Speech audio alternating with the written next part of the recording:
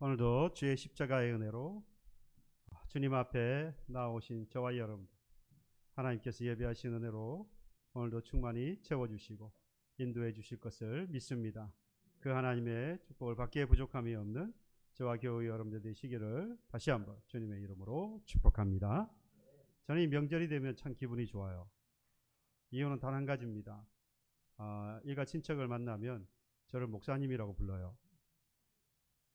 우리 조카 목사님, 우리 모시기 그냥 이름을 부르는 게 아니에요. 반드시 뒤에 목사가 붙어요. 얼마나 이 자부심이 생기는지. 그래서 땡땡땡 목사님, 얼마나 감사한지. 제가 만약에 목사가 안 되었으면 야라고 불렀을 거 아니겠어요? 근데 목사님 하고 부르니까 자부심도 생기고 기분도 좋고, 그러면서 반대로 조심해야 되는 게 생기는 겁니다. 예.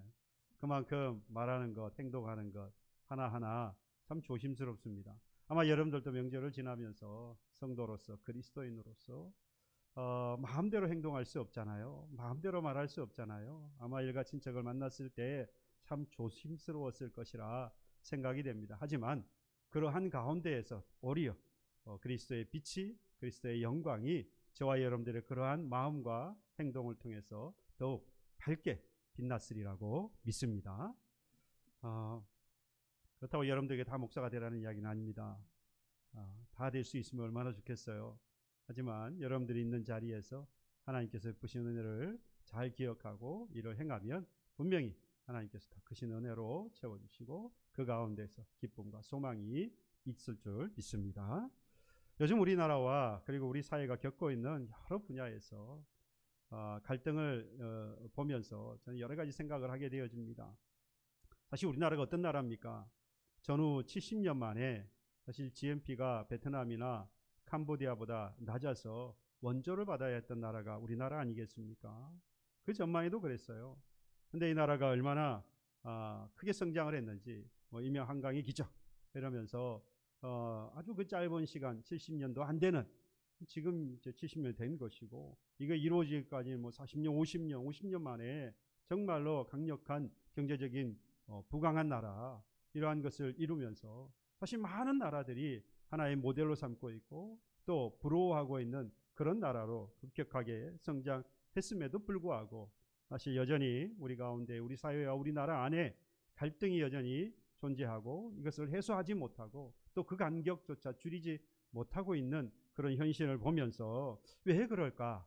참 마음이 안타까움이 남아 있습니다. 아마 여러분도 그러실 거예요. 아마 이번에 이 명절을 보내면서 함께 모였던 일가 친척들과 담소를 나누시면서 이러한 것들을 더 느끼시지 않았을까라는 생각을 합니다. 나의 생각과 다르고 또 나의 가치관과 다르고, 특히 예수 믿는 사람들은 세상의 사람들과 생각하는 관점이 너무 달라서 그들이 말하고 그들이 행동하는 것을 보면 이해가 되지 않을 때가 참 많죠. 그들도 우리를 이해하지 못해서 그 사이에서 많은 갈등이 일어나더라는 겁니다.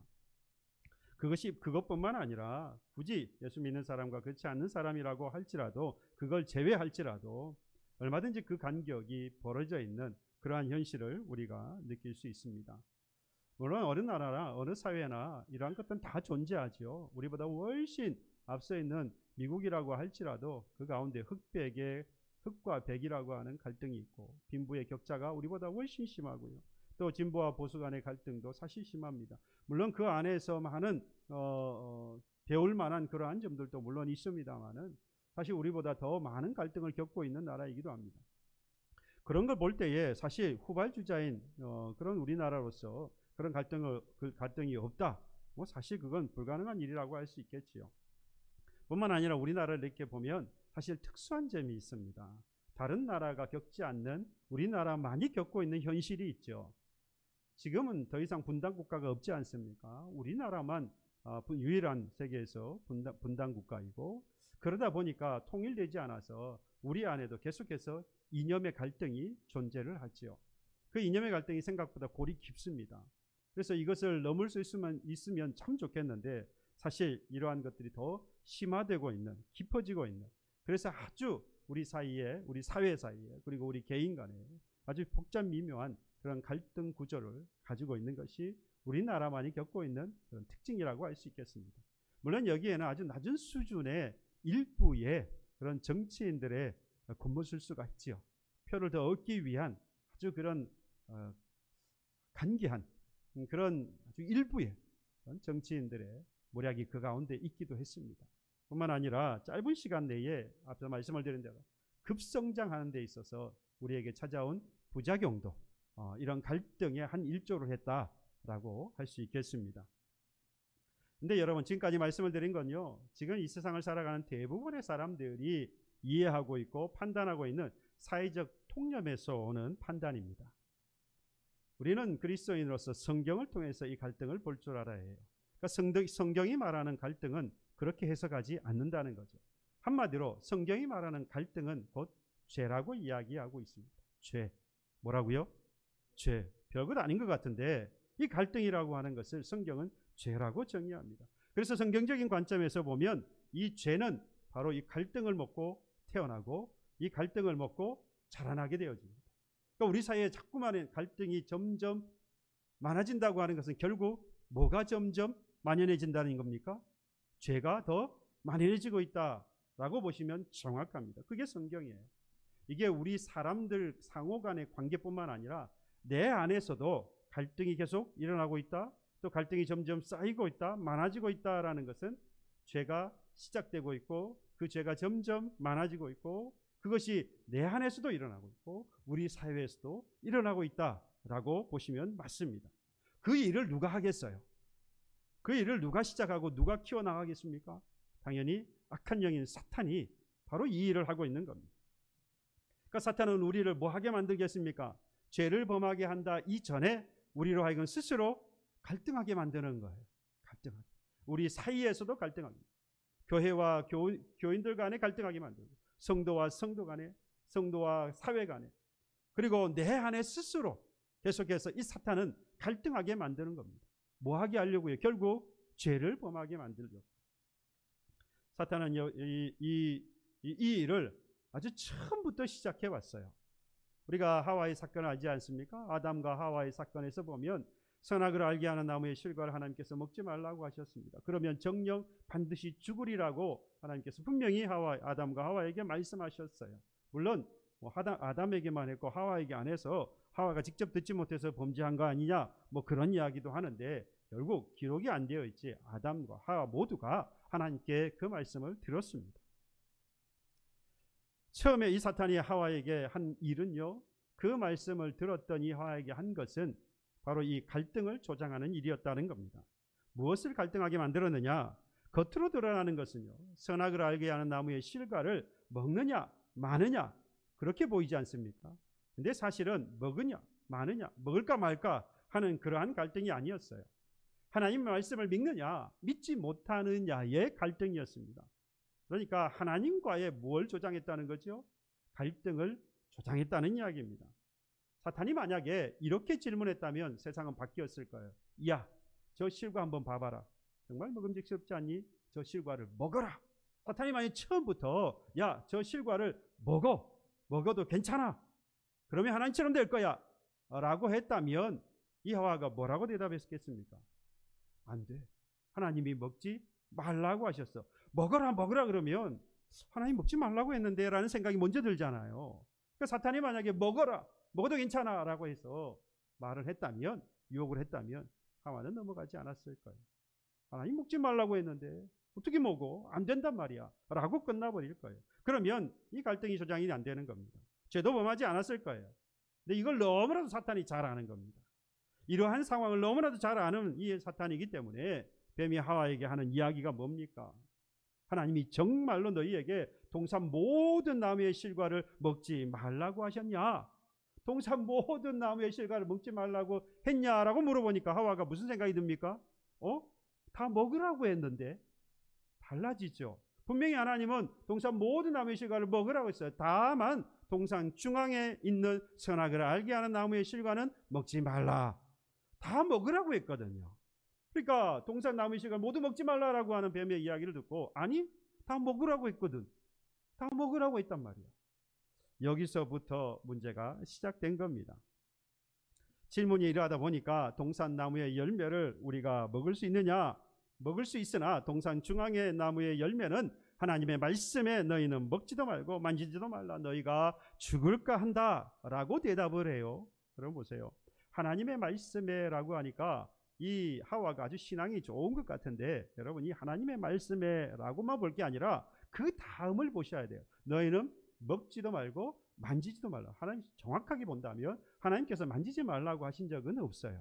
그 다음에 정령 죽는다라고 말씀을, 반드시 죽는다고 했는데 지금 뭐라고 말합니까? 죽을까 한다. 죽을지도 모른다 라고 대답을 하고 있는 거예요. 지금 이 하나님의 말씀에라고 하는 그 말에는 신앙의 고백이 들어있는 게 아니라 하나님이 정말로 이렇게 말씀했기 때문에 안 돼 라고 하는 신앙의 고백이 아니고요. 이 말에는 하나님은 그렇게 말씀하셨지만 내 생각에는 만지지도 말라고 한 것 같고 죽지도 않는다고 한 것 같아. 죽을지도 모른다고 한 것 같아 라고 하는 마음. 그러니까 이미 지금 이 하와의 마음에 뭐가 일어나고 있습니까? 갈등이 일어나고 있는 거예요. 이미 갈등이 생긴 겁니다. 이 갈등으로 인하여서 점점 더 멀어져서, 하나님과 멀어져서 이제는 하나님께 범죄하게 되어지는 것이요. 실제로 그래서 선악을 알게 하는 나무의 실과를 먹게 되어집니다. 이 하와에게 뱀이 결정적인 결정타를 먹이게 되지요. 선악을 알게 하는 이 나무의 실과를 먹는다고 해도 죽지 않는다. 그걸 먹으면 누구처럼 될까? 하나님처럼 될까봐 하나님께서 먹지 못하게 한 것이다. 여러분 이건 사실입니까? 거짓입니까? 선악을 알게 하는 나무에 먹으면 죽지 않는다. 그걸 먹는 날에는 뭐 할 것이라고요? 죽는다. 아니 먹게 될까봐 하나님이 못 먹게 하신다. 이건 사실은 거짓말이에요. 그런데 여러분, 만약에 이 뱀이 그 이전에 너희가 그것을 먹는 날에는 너희 눈이 밝아져 하나님과 같이 되어 선악을 알게 알 줄을 하나님이 아셨다. 이건 진실입니다. 여러분 사탄이라고 해서 무조건 거짓말만 하는 게 아니에요. 진실을 말합니다. 그리고 그 진실을 뭐하죠? 왜곡시키는 일을 하거든요. 그러니까 이미 하나님께서 너희가 그것을 먹는 날에는 눈이 밝아져서 하나님과 같이 된다. 그래서 선악을 알게 하는 나무를 먹지 못하게 하신 것이다 라는 말 자체는 뭐라는 거예요? 진실이라는 겁니다. 정말로 선악을 알게 하는 나무의 실과를 먹고 이 아담과 하와는 선악을 분별하게 되었어요. 선이 무엇이고 악이 무엇인지를 분별하게 됐다 이 말입니다. 그 이전에는 에덴 동산에 뭐만 있습니까? 하나님과 함께 있기 때문에 악이 없는 곳이에요. 선한 곳입니다. 선만 있는 곳이에요. 그러니까 악이 필요 없는 곳이기 때문에 선과 악은 누구에게만 있고요? 하나님에게만 있고, 아담과 하와는 에덴 동산에서 선한 삶을 사는 겁니다. 그런데 선악을 알게 하는 이 선악을 알게 하는 나무의 실과를 먹으면서 선악을 분별하게 되어서 무슨 문제가 생겼느냐? 하나님께 심판을 받게 된 겁니다. 뭐와 간에? 선과 악 간에 우리의 행한 것이 선이냐 악이냐에 따라서 이제 심판을 받게 된 거예요. 만약에 선악을 알게 하는 나무의 실과를 먹지 않았다면 지금 우리는 선악 간에 심판받을 일이 없어요. 오직 우리는 뭐한 자이니까요? 선한 자일 거니까. 근데 너무나도 안타깝게 이 아담과 하와가 선악을 알게 하는 실과를 먹으면서 실제로 하나님과 같이 선악을 분별하게 되어진 겁니다. 그러니까 사탄이 하는 말은 사실 이거는 진실이었어요. 근데 뭐가 문제입니까? 그 다음에 말씀을 드린 것처럼 죽지 않는다는 말이에요. 먹어도 죽지 않아. 하나님처럼 될까봐 하나님이 먹지 못하게 하신 거야. 하나님은요, 하나님처럼 될까 봐서 먹지 못하게 한 게 아니에요. 뭐가 문제지요? 선과 악을 알아서 결국에는 죽던 것 때문에 죽지 않게 하기 위해서 선악을 알게 한 나무 실과를 먹지 못하게 하신 것인데 사탄이 이걸 유혹하고 있는, 갈등하게 만든 거예요. 결국. 그래서 하나님처럼 되고, 하와가 정말로 하나님처럼 되고 싶었을까라고 질문한다면 전혀 그렇지 않다는 겁니다. 다만 정말 그럴까? 혹시 정말로 그렇게 될까라고 하는 갈등, 마치 하나님처럼 되고 싶은 것처럼 보이도록 하나님과 무슨 관계를 만드냐, 경쟁하는 구도로 사탄이 만들어가게 된 겁니다. 하와의 의도와는 전혀 사실 상관이 없었던 거죠. 문제는 그 갈등 그 자체보다 그 갈등으로 인하여서 뭐를 범하게 된다는 겁니까? 죄를 범하게 되어진다는 겁니다. 하나님과 인간의 관계를요, 창조와 관계가 어떤 관계입니까? 창조주와 피조물의 관계이잖아요. 그런데 그 창조물과 피조물 관계에 갈등한다. 그리고 나아가서는 경쟁하는 구조를 갖는다. 이건 시작부터가 말이 안 되는 거예요. 그럼에도 불구하고 사탄은 그런 구조로 만들어 가고 있는 겁니다. 그래서 먹어볼까라고 하는 그러한 갈등에서부터 시작된 것, 그러한 것으로부터 시작해서 결국에는 죄를 범하게 하는 것을 보면 역시 사탄은 뭐의 최고봉 같아요? 갈등하게 만드는 데 있어서는 최고봉입니다. 그래서 갈등하게 만드는 최고의 프로 선수와 같습니다. 이건 사탄과 대적해서 싸워서 이길 사람이 없어요. 왜? 그들은 프로이고 우리는 뭐니까요? 아마추어이기 때문에 이건 싸워서 이길 수가 없는 문제입니다. 그러면 여러분, 사탄이 이 갈등을 조장하는, 갈등을 만들어내는 그 목적이 어디에 있느냐? 결국에는 우리 사이에 뭐 하게 만들어요? 하나님뿐만 아니라 우리 사이에도 갈등하게 만들어서 결국 서로가 원수가 되게, 하나님과 원수가 되게 만들고, 우리 이웃 간에 서로 교우들 간에 또 가정 안에 사회 안에서 우리가 서로 갈등의 구조를 만들어 서로 원수가 되게 만드는 겁니다. 우리의 삶을 한번 돌아보십시오. 이번 명절에 만나셔서 일가 친척들과 얼마나 반갑고 즐거운 시간을 보내셨습니까? 그런데 그 속에서 여러분들 무언가를 발견하셨을 거예요. 우리 사회에 여전히 서두에 말씀을 드린 대로 갈등이 있더라 이 말입니다. 똑같이 못해요. 마음도 다르고 생각도 다르고 자라온 배경도 다르고 여러 가지 처해 있는 사회의 여건들이 다르다 보니까 사실 갈등할 수밖에 없지요. 많은 이유 없었다면 정말 감사하고 다행한 일입니다만은 사실 그 갈등을 피하기가 쉽지 않았을 것입니다. 여러분, 가족 간에도 이런데, 가까운 가족 간에도 이런데, 모든 우리의 사회적인 관계를 맺고 살아가는 우리들 모두 그 끊임없는 갈등 속에서 살아갈 수밖에 없고, 이를 피한다는 것은 정말 어려운 일이라는 겁니다. 부부 사이에도 갈등이 있잖아요. 부모 자식 간에도 갈등이 있고요. 직장에서 동료 간에도 갈등이 있습니다. 나라가, 민족이 다 갈등하고 있는 그런 관계 속에 우리가 살아가고 있어요. 끊임없이 지속되고 있는 갈등, 바로 이 갈등 관계에서 이 세상이 지금 진행되어지고 있다라고 말해도 과언이 아닐 것입니다. 그러니까 사탄이 이렇게 발판을 마련해 놓은 이 갈등의 경쟁 구도 속에서 우리가 벗어나기란 정말 어렵다는 이야기예요. 그러니까 상대를 미워하거나 여러분 원수처럼 우리가 대할 게 아닙니다. 사실은 결국 사탄이 깔아놓은 그 판에 우리가 뭐 하고 있는 거죠? 놀아나고 있는 거예요. 우리 모두가 그 게임에 빠져서 서로 갈등하고 결국에는 죄를 범하면서 원수처럼 살아가고 있는 것이니까 사실은 상대를 볼 게 아니라 누구를 봐야 되는 겁니까? 그 사탄의 갈등하게 만들어오는 그 판에서 놀아나고 있는 나를 먼저 보아야 하는 겁니다. 특히 하나님의 부르심을 받은 그리스도인으로서 세움받은 저와 여러분들, 이 더욱 이 갈등을 조장하고 있는, 만들어내고 있는 이 사탄의 유혹과 이 관계에서 벗어나서 죄를 범하지 말고 오늘 18절의 말씀 이렇게 말합니다. 모든 것이 하나님께로서 났으며 그가 그리스도로 말미암아 우리를 자기와 화목하게 하시고 또 우리에게 화목하게 하는 직분을 주셨다. 여러분, 여기서 말하는 화목이라고 하는 것은요, reconcile이라고 합니다. 그러니까 영어 성경에 보면 reconcile이라고 하는데 화해한다는 말이에요. 화해한다. 그러니까 우리 성경에는 지금 이걸 화목이라고 이야기했지만 사실은 원어에 가깝게 본다면 화해한다라고 보는 것이 좀 더 원어에 가깝습니다. 화해는 언제 하는 겁니까? 서로 의견이 충돌해서 서로 다툴 때, 싸우게 되었을 때 이걸 의견을 조정을 하는 것이죠. 서로의 생각과 마음을 이렇게 누그러뜨리고 서로 화합하고 조정을 해 나갑니다. 어떤 조정을 하게 되죠. 뭔가를 통하여서 조정을 하게 되는데 이걸 이제 결과가 잘 되어지면 화해가 되어지는 겁니다. 이걸 성경은 오늘 본문에서 화목이라고 말씀하고 있는 겁니다. 하나님과 우리의 인간이 뭐 했다는 겁니까? 다투었다는 거예요. 의견이 충돌되었다는 겁니다. 근데 그 말 자체는 좀 이상해요. 하나님하고 피조물인 인간이 다투었다? 이건 말 자체는 좀 이상하죠. 그런데 여러분, 이걸 정확하게 그래서 해석을 하려면 화해라고 하는 것은 인간이 잘못을 해서 다툼이 생겼는데 그것을 누가 해결하셨다는 겁니까? 하나님께서 예수를 이 땅에 보내주셔서 이 일을 해결하셨다. 그래서 뭐 하게 된 거예요? 화해하게 되었다. 하나님과 인간이 다투었다는 말 자체는 이상하긴 합니다.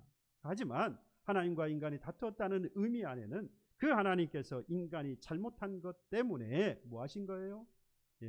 화해하시기 위해서, 화목하시기 위해서 예수를 이 땅에 보내주셨다라고 하는 겁니다. 모든 것이 여러분 하나님께로부터 나서 우리도 하나님께로부터 난 자라고 오늘 18절에 말씀하고 있죠. 그렇습니다. 그런데 사탄의 유혹에 빠져서 갈등하다가 죄를 범하게 된 거예요. 하나님의 백성임에도 불구하고 하나님께로부터 났음에도 불구하고 우리는 여전히 죄를 범하는 죄인이라는 겁니다. 그 죄로 인하여서 하나님께로부터 난 자녀임에도 불구하고 거룩하신 그 하나님과 함께 있지 못하고 그 죄로 인하여서 살다가 결국 죽게 되는 인생이 된 겁니다. 그런데 하나님께서 이 상황을 그냥 보고만 계시지 않았어요. 이 죄를 용서하시기 위해서 이 땅에 예수 그리스도를 보내주셨습니다. 그리고 그 예수 그리스도를 통하여서 죄 용서를 받고 하나님과 화해할 수 있는 길을 여셨습니다. 하지만 그 화해의 방법이 어땠습니까? 너무나도 비참해요. 너무나도 처참합니다. 갈등을 조장해 나가는 이 사탄의 유혹에서 벗어나서 죄 용서받게 하시기 위해서, 하나님과 화해하게 만들기 위해서 하나님께서 예수 그리스도를, 독생자 예수를 이 땅에 보내주십니다. 그리고 그로 하여금 십자가의 고난과 고통을 당하고 그리고 죽도록, 십자가에 못 박혀 죽도록 내어주신 겁니다. 정말 비참하고 처참한 거 아니겠습니까? 정말로 하나님은 우리밖에 모르는 것 같아요. 하나님은 온통 우리 생각만 하고 계시는 분 같아요. 어떻게 하면 우리를 살릴 수 있을까? 어떻게 하면 하나님께서 우리를 살리셔서 하나님의 복을 받으며 살아가는 성도가 되게 하실까? 온통 하나님은 그 생각만 가지고 계시는 것 같아요. 그러니 독생자 아들 예수도 아낌없이 우리에게 내어주신 것 아니겠습니까? 그에 반해서 우리는 어떻습니까? 우리는 그 하나님을 어떻게 생각하고 살아갑니까? 우리는 하나님을 외면해요. 그리고요, 하나님이 이렇게 하시는 것에 대해서 우리는 너무나도 당연하게 받아들이고 있어요. 지금 여러분들 예수께서 십자가에 못 박혀 죽으셨습니다라고 하면 그래, 맞아. 그 말씀을 듣고 여러분들은 우십니까? 그 말씀을 듣고 하나님, 우리 예수님께서 그와 같은 고통을 당하신 것, 그와 같은 일을 행하신 그 하나님의 심정을 생각하면서 여러분 그 말씀을 들을 때마다 마음에 애통하고 슬퍼하고 함께 고통하십니까? 어느 순간인가부터 우리 하나님께서 예수를 이 땅에 보내셨다라는 것은 너무나 당연했고, 그 예수께서 십자가의 고난을 당하시고 죽으신 것은 너무나도 당연하게 받아들여졌어요. 더 이상 감동이 없고 더 이상 거기에 대한 감격이 없어져 버렸습니다. 너무나도 당연한 일을 행하시는 분으로 우리가 생각한다라는 겁니다. 그런데 하나님은 우리가 생각하는 것처럼 그런 분이 아닙니다. 당연하게 생각한 그런 일들이나 해주시는 그러한 분이 아니시라는 거예요. 성경에 보면요, 그 하나님을 뭐라고 표현하냐? 지극히 높으신 하나님이라고 말씀했어요. 지극히 높으신 하나님이라는 말씀은 하나님이 모든 것을 주관하신 절대 주권을 가지신 분이다라는 말씀의 뜻과 더불어서 우리는 도저히 그분에게 가까이 갈 수 없다라고 하는 것을 포함하고 있어요. 모든 것을 가지고 계시는 절대 주권자임과 동시에 우리가 아무리 노력해도 그 하나님께 가까이 갈 수 없는 분, 지극히 높으신 하나님. 오죽했으면요, 마가복음 5장에 보면요, 무덤 사이에서 귀신 들렸던 사람이 있습니다. 이 사람에게 예수님께서 찾아가셨어요. 그랬더니 이 귀신 들린 사람이 이렇게 고백합니다. 큰 소리로 부르짖어 이르되 지극히 높으신 하나님의 아들 예수여, 나와 무슨 상관이 있나이까? 원하건대 하나님 앞에서 맹세하여 나를 괴롭게 하지 마소서. 귀신 들린 사람도 이 예수가, 이 하나님이 지극히 높으신 분이라고 고백을 하고 있어요.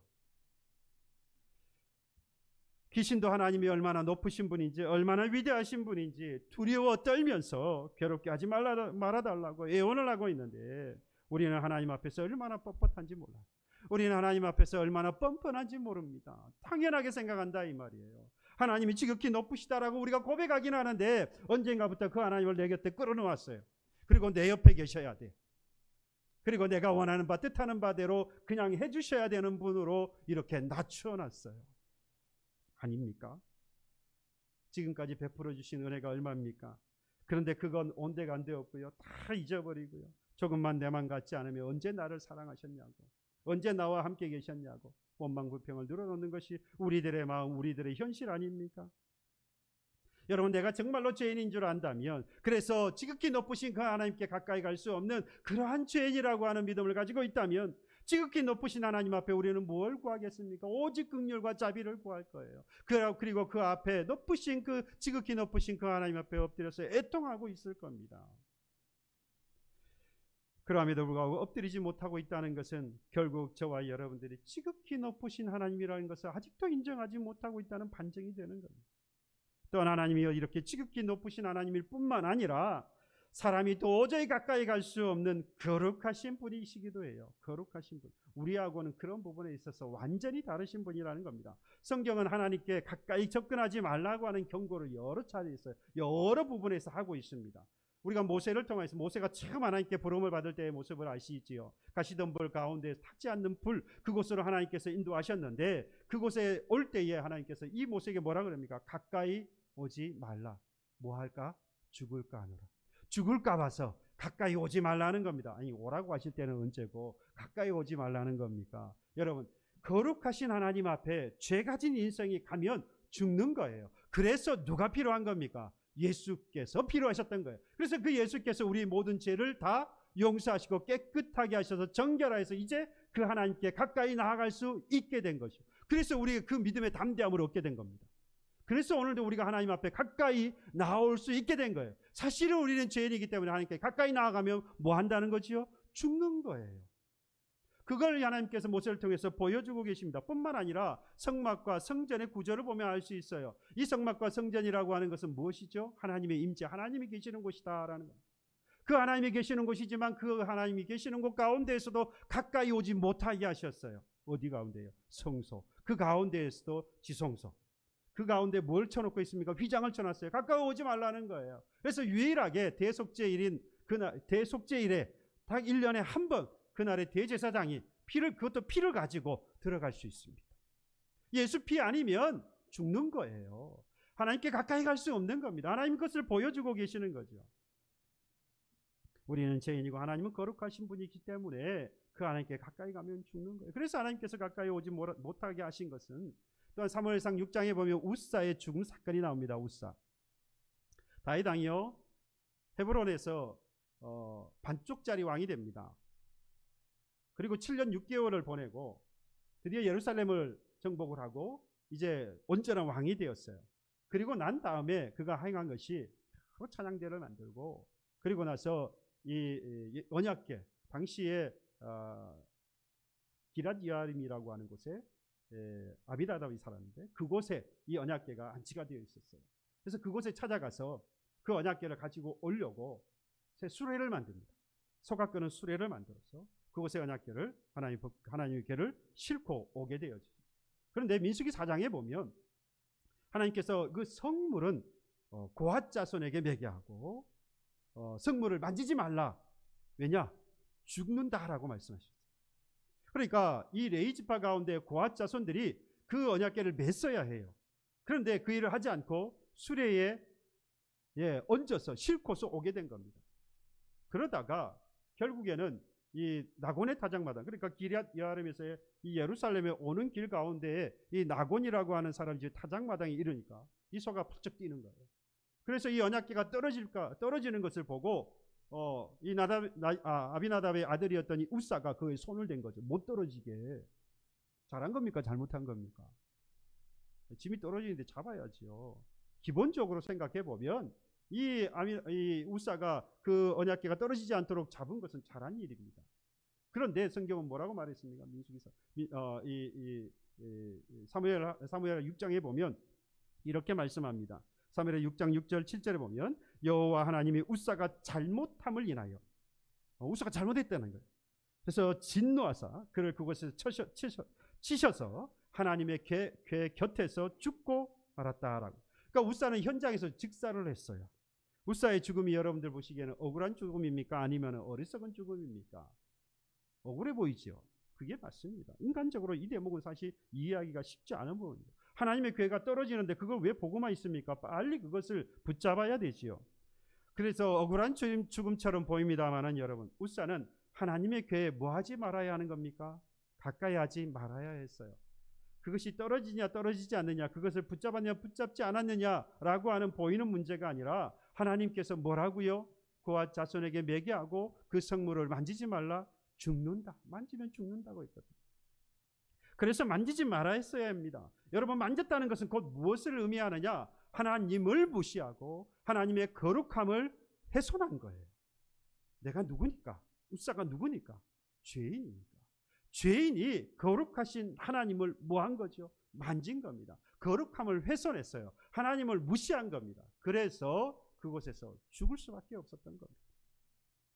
또 뿐만 아니라 하나님의 거룩함을 무시하고 훼손하는 일은 레위기 18장과 라오디게아 교회를 보면 알 수 있습니다. 레위기서는 전반적으로 보면 우리가 새벽 시간에 함께 말씀을 나누면서 아마 보신 분들은 기억을 하실 거예요. 하나님께서 이 가나안 족속들을 이 가나안 땅에서 몰아내신, 그래서 그들을 멸하시고 몰아내신 이유가 있어요.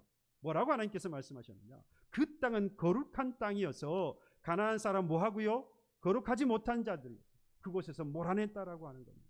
그러면서 하나님께서 뭐라고 말씀하시냐? 이스라엘 백성 너희들도 가나안 땅에 들어가나 이들과 같이, 그러니까 가나안 족속들과 같이 똑같이 뭐하면 거룩하지 아니하면 내가 이 땅에서 뭐할 것이라고 말씀하냐? 토하여 내리라고 했어요. 토해내 버리겠다는 거예요. 대충 어떻게 넘어가지 않으세요. 토해내 보십니다. 여러분, 뭔가를 주었으면 받는 사람은 어떻게 하겠어요? 대충대충 넘길 거 아니겠어요? 하나님이 주셨으면 그 주셨으니까 뭐 해야 되겠어요? 좀 대충 넘어가 주셨으면 좋겠어요? 아닙니다. 하나님은 그에 대해서 분명히 토해내실 거라고 말씀했어요. 여러분, 라오디게아 교회도 마찬가지입니다. 라오디게아는 차도 덥지도 않았어요. 그래서 미지근한 그들을 향해서 주께서 뭐라고 하십니까? 내 입에서 토하여 내리라. 주께서 말씀합니다. 내 입에서 토해내버리겠다라고. 이 라오디게아가 뭐하지 않으니까요? 거룩하지 않으니까, 하나님을 무시하고요, 거룩함을 훼손하니까 내 입에서 토해내버리겠다라고 말씀합니다. 그런데 수많은 사람들이, 아니 심지어 예수 믿는 우리들도 하나님의 이와 같은 모습을 우리가 깊이 생각하지 않으려고 합니다. 시도조차 하지 않아요. 오히려 그런 말씀을 듣게 되어지면 반항합니다. 저항합니다. 따라가지 않으려고 해요. 하나님이 그런 분이시라고 하는 것을 인정하지 않으려고 합니다. 왜? 부담스럽거든요.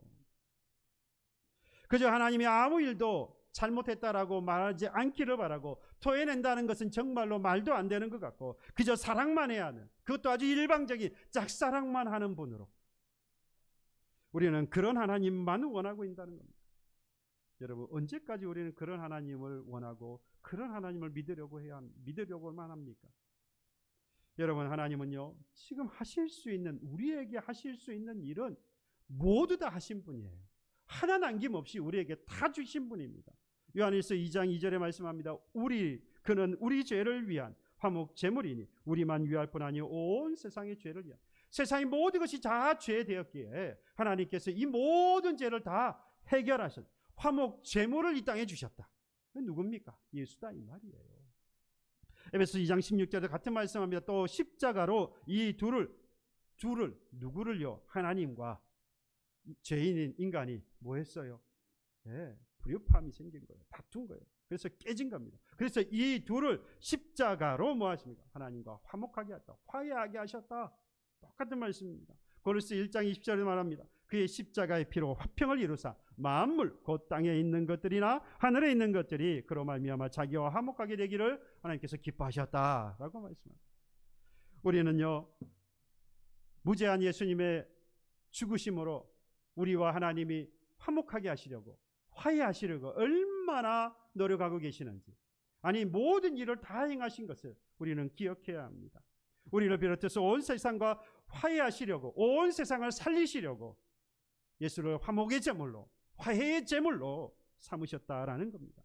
그러니까 예수 십자가는요, 바로 하늘에 계신 그 하나님 아버지와 화해를 담고 있는 아주 유일한 사건이에요. 이런 사건은 세상에 없어요. 거룩하신 하나님이 우리와 화해하시기 위해서 우리에게 어떠한 희생을 요구하고 계시느냐? 그렇지 않아요. 반대로 우리에게 그만한 일을 하셨으니까 하나님께서도 우리에게 어떠한 희생을 원할 것 같은데 하나님은 그러지 않아요. 오직 하나님께서 이미 하나님의 아들을 통해서 화목제물로 주셔서 그 길을 다 열어놓으셨어요. 우리에게 원하시는 것이 없어요. 그리고 그저 하나님께서 뭐하고 계시느냐? 지금 화해의 손길을 내밀고 계셔요.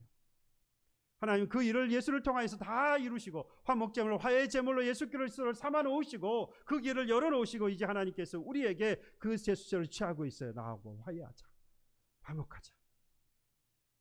여러분, 사도 바울은 그래서 고린도 교인들에게 오늘 이와 같이 말합니다. 하나님이 너와 화목하기를 원하신다, 화해하기를 원하신다. 그래서 20절 하반절에 보시면 이렇게 말씀합니다. 사신이 되어 하나님이 우리를 통하여 너희를 권면하시는 것 같이 그리스도를 대신하여 간청하느니 너희는 누구와 화목하라? 하나님과 화목하라. 먼저 하나님과 화목하라는 거예요. 하나님께서 뭐 해놓으셨으니까 다 화목제물로, 화목의 제물로, 화해의 제물로 예수님 그리스도를 참아 놓으셨으니까, 그래서 하나님께서 이제 화해를 요청하고 계시니까 너희들도 이제 그 하나님과 화목해라. 그 하나님의 손을 뭐하라? 붙잡으라. 하나님과 피조물 인간 사이에서 여러분, 하나님이 먼저 그 길을 열어주시지 않으면요, 우리가 그 길을 갈 수 없어요. 하나님이 보게 하시지 않으면요, 우리가 볼 수 없는 겁니다. 그래서 하나님께서 먼저 다 열어놓으셨다 이 말이에요. 그래서 하나님께서 먼저 화해의 길을, 예수 그리스도를 열어주신 것입니다. 이제는 우리가 반응할 차례입니다. 죄로 인하여서 깨어진 하나님과의 이 화목이 예수를 통해서 열려졌으니까 하나님의 그 손을 붙잡아야 하는 것입니다. 하나님과 먼저 화해해야 여러분 그 다음 화해의 길이 열리는 거예요. 보십시오. 너희도 화목하라. 너희도 이제 뭐하라? 화해하라 말씀해요. 19절에 그리스도께서 하나님께서 그리스도 안에 계시사 세상을 자기와 화목하게 하시며 그들의 죄를 그들에게 돌리지 아니하시고 뭐라고 말합니까? 화목하게 하는 말씀을 우리에게 부탁하셨다. 먼저는 하나님께서 예수 십자가를 통해서 온 세상과 화목하였으니 너희도 하나님과 화목하라. 그리고 난 다음에 우리에게 뭐하라? 서로 화목하라 라고 뭐하셨다? 화해하라. 뭐하셨다? 부탁하셨다라고 말씀. 부탁, 당부하셨다 이 말이에요. 근데 이 부탁, 당부를 오늘 18절에서 뭐라고 말했느냐? 또 우리에게 화목하게 하는 뭘 주셨대요? 직분이라고 말씀해요. 직분은 뭐지요? 맡겨진 일, 해야 하는 일입니다. 그러니까 하나님께서 우리에게 맡겨주신 일, 해야 하는 일, 또한 하나님께서 당부하시고 부탁하신 일, 직분, 이건 뭐지요? 화해하는 거예요. 화목하는 거예요. 화목하고 화해하는 것은요, 그래서 우리에게 주어진 직분인과 동시에 하나님의 당부이고 부탁입니다. 하나님의 유일한 우리에게 바라시는 요구사항이에요. 우리가 서로 화목해야 할 것을 하나님 말씀합니다. 화목하라 당부하고 있어요. 누가 더 잘했습니까? 누가 더 잘못했습니까? 우리는 그러한 정죄를, 그 죄를 판단할, 누가 잘했고 잘못을 판단할 만한 그런 우리에게 자격이 없습니다. 오직 그건 하나님께만 있는 거예요. 우리는 화해하는 것 외에, 서로가 이해하고 이해받는 것 외에는 우리가 할 수 있는 게 없어요. 비록 어렵지만 이 일을 해야 합니다. 비록 어렵지만 우리는 이 일을 할 수 있어요. 어떨 때 할 수 있느냐? 그 예수님께, 왜 하나님께서 우리와 화해하시기 위해서 예수 그리스도를 십자가에 죽으심으로 내어주셨다고 하는 믿음을 가지고 그것을 경험한 사람은요, 이걸 이해할 수 있어요. 그리고 상대와 화목하고 상대와 화해할 수 있는 것입니다. 하나님의 사랑을 내가 받았기 때문이죠. 이걸 경험한 사람은 할 수 있어요. 그래서 나도 화해하고 화해할 수 있는 지혜와 힘을 하나님께서 주신 겁니다. 예수 안에서 하나님과 화목하게 하신 하나님은요, 오늘 우리에게도 서로 화목하기를 원하고 계십니다. 이렇게 화목하고 화해하는 믿음의 공동체가 되기를 간절히 저는 소망합니다. 그리고 기도합니다. 저와 여러분들 가운데에서, 우리 믿음의 공동체 가운데에서 더 이상 이러한 갈등이 없이 정말로 하나님께서 예수 그리스도를 통하여서 예수 그리스도를 화목의 제물로, 화해의 제물로 내어주신 것을 믿고 그 믿음을 가지고 우리 안에서 함께 이 갈등을 조장하고 있는 사탄의 판에서 놀아나지 않고 이것을 벗어나서 오히려 화해하고 화목을 이루어가는 그 직분을 감당하는 저와 여러분들이 되기를 소망합니다. 바로 이것을요, 19절 하반절에 말씀했어요. 화목하게 하는 말씀을 우리에게 부탁하셨다라는 말씀을 좀 더 직역을 하면 이렇게 됩니다. 하나님이 우리에게 화해의 메시지를 주셨다. 원어 성경에도 보면 메시지라고 되어 있어요. 메시지. 그러니까 하나님께서 우리에게 뭘 주셨어요? 메시지로. 말씀은 그 메시지, 이 말씀이 메시지로 되어 있습니다. 그래서 메시지를 주셨다. 그러니까 메시지를 우리에게 부탁하셨다는 말은 곧 우리가 뭐가 된 거죠? 메신저가 된 겁니다. 이 메시지를 전하는 사람이 되게 하셨다라는 겁니다. 여러분, 이미 화목하게 하는 직분을 주셨다는 것, 역시 화목하게 하는 사명을 주셨다는 것, 화목하게 하는 것을 전하는 메신저가 되게 하셨다는 것, 평안의 복음을 신고라고 하는 말씀이 바로 이 말씀이에요. 세상 가운데 화목하게 하신 분이 하나님이시다. 하나님께서 예수를 통해서 화목 제물을 삼으셔서 우리로 하여금 화목하게 하셨다. 화해하고 계신다. 이것을 전하는 자의 그 발이, 복음을 전하는 자의 신, 그 발이 되는 겁니다. 그게 우리에게 주어진 사명이고 그게 우리에게 주어진 직분이에요. 그래서 우리는 그것을 전하는 메신저가 되어진 것이죠. 화목하게 하신 하나님의 복음을 전하는 메신저가 되기를 소망합니다. 이것이 하나님께서 우리를 위해 예수를 십자가에 화목의 제물 또는 화해의 제물로 내어주신 유일한 이유인 것입니다. 우리는 하나님과 화목해야 평안하고 행복한 것을 경험하지 않았습니까? 이 세상에 살아가는 사람들도 다 죄인이기 때문에요. 그 하나님과 화목하지 못하면, 그 하나님과 화해하지 못하면 영원히 그들은 평화와 안식이 없이 고통과 고난 가운데 살아갈 수 없습니다. 불안과 공포 가운데 살아갈 수밖에 없습니다. 죽음이 두려움이 있고, 죽음 때문에 또는 병드는 것 때문에 고통 가운데 살아갈 수밖에 없는 인생입니다. 그들 가운데에 저와 여러분들 진리의 이 복음을 가르치고 전해야 할 것입니다. 하나님의 화해의 손을 여러분들 먼저 붙잡으시길 바랍니다. 이미 하나님께서 손을 내미셨으니까요. 그리고 서로 저와 여러분들을 화해하고 그 화목하게 하신 그 하나님의 복음을 전하는 메신저로서의 삶을 사는 저와 여러분들이 되시기를 주님의 이름으로 축복합니다.